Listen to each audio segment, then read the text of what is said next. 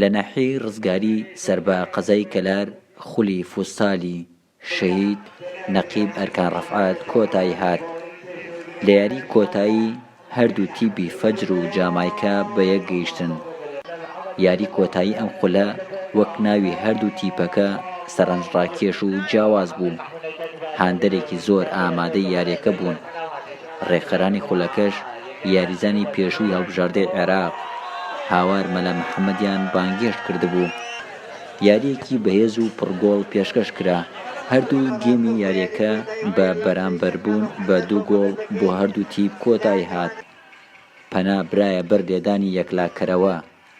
تیمی جامایکا سەرکەوتوانە لێدانەکانیان ئەنجامدا و بوونە پاڵەوانی خولەکە.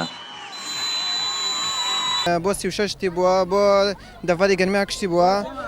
تقریبان 2 مای خایەنە خولەکەمان نیایەکی سەرکەوتمان ئەنجامدا. خولێکی زۆر بەهێز بوو.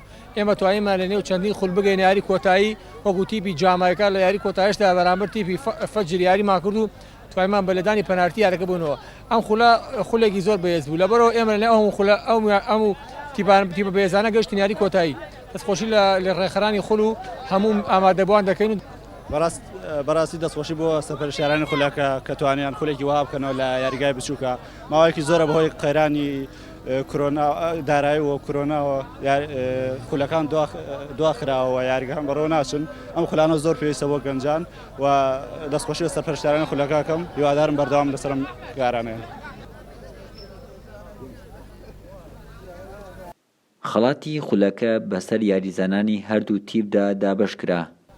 خانەوادەی شەهید ئەرکان ڕەفعات خەڵاتی خولەکەیان بۆ یاریزانان دابین کردبوو وەک خزمەتێک بە وەرزشکارانی سنوورەکە. شەهید نەقیب ئەرکان ڕەفعات تیلەکۆیی لە ساڵی 1970 لەدایک بووە. لە سنووری جەلەولا و خانەقین ڕۆڵی بەرچاوی هەبوو لە پاراستنی ئاسایشی سنوورەکە. ئەمەش وای کرد ببێتە ئامانجی تیرۆریستان. هەر بۆیە لە ساڵی 2006 شەهید کرا. ساڵانە بە خولی وەرزشی یادی ئەو شەهیدە سەربەرزەی گەرمیان و گەرمەسێر دەکرێتەوە. شاهۆ ئیبراهیم، گەلی کوردستان، ناحیەی ڕزگاری.